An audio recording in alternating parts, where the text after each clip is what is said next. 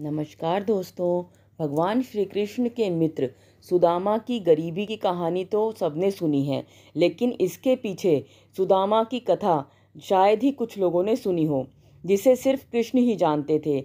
इसलिए ही श्री कृष्ण ने अपने मित्र की सहायता की और उन्हें धनवान बना दिया। एक गरीब निर्धन ब्राह्मणी प्रभु वासुदेव का नाम जपकर और भिक्षा में मिले अनाज को खाकर अपना जीवन यापन करती थी। एक वक्त ऐसा आया कि उसे 5 दिन तक भिक्षा नहीं मिली। वह रोजाना प्रभु का नाम लेकर पानी पीकर सो जाती थी। छठे दिन उसे दान में कुछ चने मिले। रात में वे चने वह सिरहाने रखकर सो गई कि अगले दिन भगवान का भोग लगाकर वह चने खाऊंगी। रात में उसकी कुटिया में कुछ चोर आए और चने को सोने की मोहर समझकर चुराने लगे। आवाज सुनकर ब्राह्मणी जाग गई और शोर मचाने लगी। उसकी आवाज सुनकर गांव वाले चोर को पकड़ने के लिए भागे तो चोर संदीपनी मुनि के आश्रम में छिप गए। संदीपनी मुनि के आश्रम में ही कृष्ण और सुदामा उन दिनों शिक्षा ग्रहण कर रहे थे।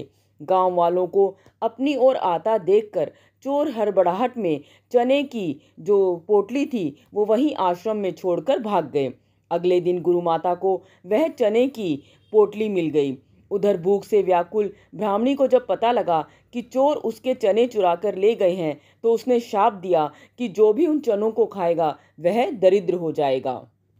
सुदामा और कृष्ण रोजाना की तरह जंगल से लकड़ी लाने जा रहे थे। गुरु माता ने वह चने सुदामा की को देते हुए कहा कि भूख लगे तो दोनों मिल बांट कर खा लेना। सुदामा जी ब्रह्मज्ञानी थे। चने की जो पोटली हाथ में आते ही उन्हें सारा रहस्य समझ आ गया। तब उन्होंने सोचा कि यदि ये चने उन्होंने कृष्ण को खिला दिए तो सारी सृष्टि ही गरीब हो जाएगी। उन्होंने सोचा, मैं कदापि ऐसा नहीं कर सकता। मेरे रहते मेरे भगवान दरिद्र हो जाएं, ऐसा तो हो ही नहीं सकता। इसलिए उन्होंने बिना कृष्ण को दिए सारे चने खुद खा लिए। मगर भगवान कृष्ण भी समझ गए थे कि सुदामा ने ऐसा क्यों किया। फिर कई वर्षों के बाद जब कृष्ण के द्वार पर सुदामा आए तो उन्होंने अपने इस परम मित्र को गले लगाकर उनकी सारी दरिद्रता दूर कर दी। जय श्री कृष्णा। राधे राधे।